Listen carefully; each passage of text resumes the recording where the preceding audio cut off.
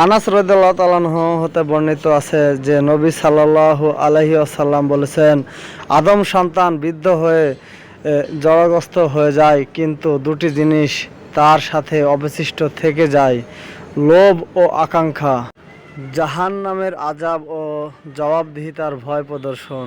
এরপর আল্লাহ তাআলা হুমকির সুরে দুবার বলেন, কাল্লা সাউফা তা'লামুন, কখনো নয়, শীঘ্রই তোমরা জানতে পারবে।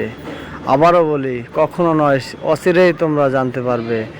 এর অর্থ করা হয়েছে যে প্রথমবার কাফেরদের উদ্দেশ্যে বলা হয়েছে এবং দ্বিতীয়বার মুমিনদের উদ্দেশ্যে বলা হয়েছে।